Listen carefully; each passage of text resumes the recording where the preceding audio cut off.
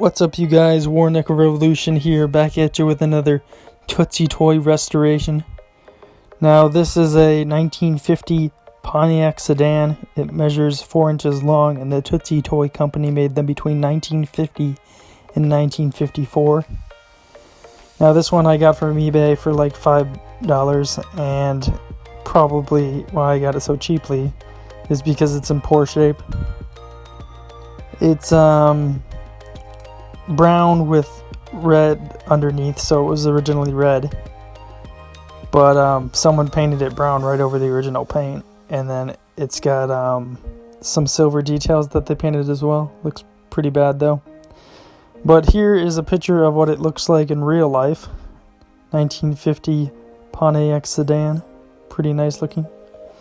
But time to put some paint stripper on, so that's what I did here. I'm testing out this new paint stripper I got. It's it's called Citrus Strip.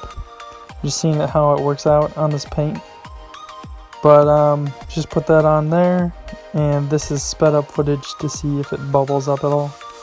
And it doesn't really seem to be bubbling up on here. Maybe a little bit of it moving around on there, but not like the other stripper I have to usually do these models. But anyways, time to scrub off all that paint strippers and the paint itself to see if it comes off. As you can see, I guess, I left the stripper on there for like 20 to 30 minutes like I usually do, or 15 to 20 minutes, something like that. And for some reason, I don't know if the paint is just like really strong paint or whatever, but it doesn't come off that easily. The red paint on the side of the car, that's the original paint that you kind of can see before I brush it off. That came off pretty easily, but the brown paint didn't come off, so I reapplied some of my old paint stripper that I usually use on here, and then I scraped that all off after 15 to 20 minutes.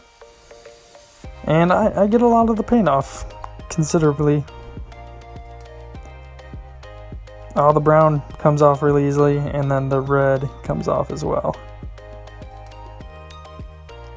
But I really wasn't expecting the citrus strip to work so poorly, I guess. Anyways, there's still more paint on it, so I just dumped some of my other paint stripper that I usually use on here.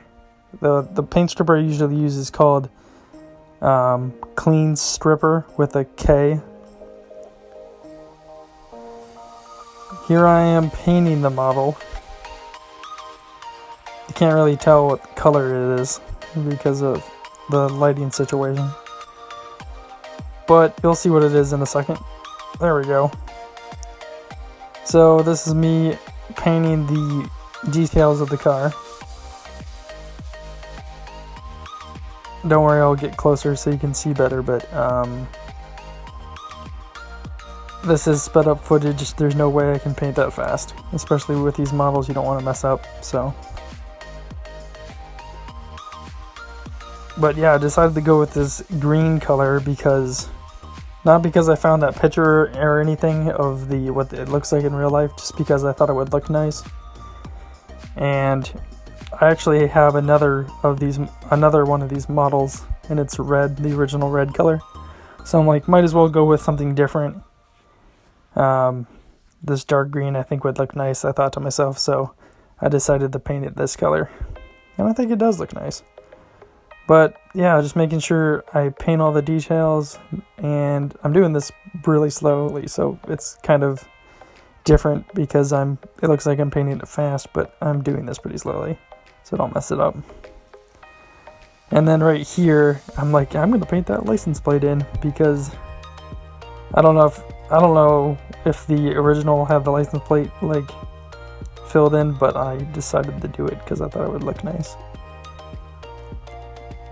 There's a lot of these details on here that I painted just because I thought it would look nice versus what it looked like originally.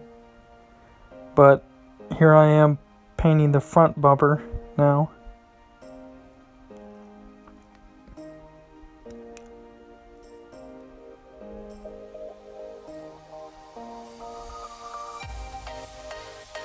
and then that side bit that goes, the bumper kind of goes around the outside of the car to the side of the car. That is really hard to paint because you don't want to mess it up when you do it. It's really hard to like be so precise, you know, and get really close to the car but not touch the side of the car when you're painting that side bumper part, like right here. But I manage it, and right now I decide, you know, I gotta paint the grill part of it, so let's do that. So I don't want to get too much paint on my brush because I don't want to gunk up the details. I think I said that on my last restoration that I did. You don't want to gunk up the details, so you just put a tiny amount of paint on the paintbrush so it doesn't like take away all the details. But anyways, I think this looks rather nice. This is what it was painted originally: the front bumper, the back bumper, and then the grill was painted originally. I can compare it to the model I have already, the red one I was talking about.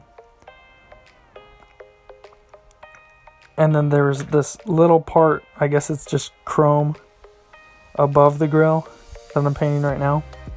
That was also filled in silver. And then now I'm thinking, you know, since I've already painted it a different color than it was originally, might as well paint the headlights. So I do that.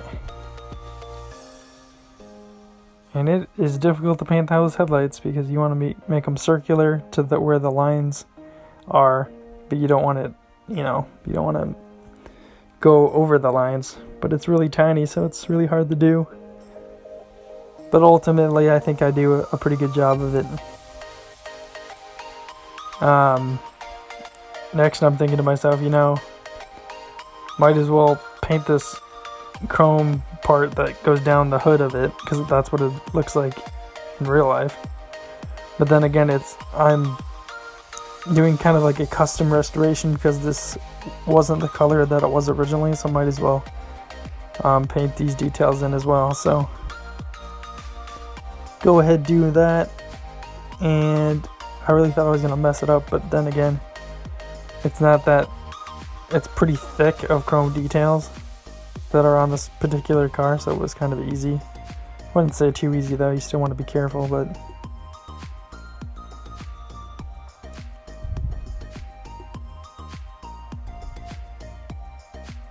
just painting. I want to be really close to that main pillar that goes through the windshield, but I didn't want to like go up it, you know. That's probably painted on the original too, like the outsides of the windows are like all silver, but I'm not gonna risk that. It's too much of a risk to like hit the other paint. But here I am shining up the ends of the axles just to make them look a little bit nicer. They've like kind of, I wouldn't say rusted, I guess. Maybe I don't know, not rusted, just they've been discolored over time, so I just try to shine these up the best I can. And you'll see in a second. I do all four of them, but just shine it up the best I can. But here is the final result of the Tootsietoy restoration. I think it looks really nice.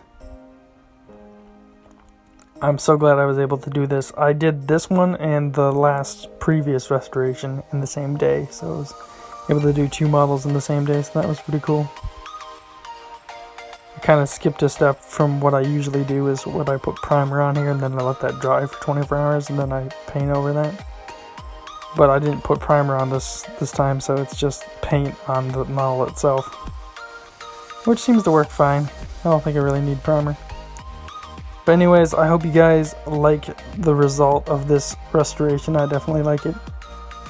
And I'll see you guys next time. Thanks for watching. Peace.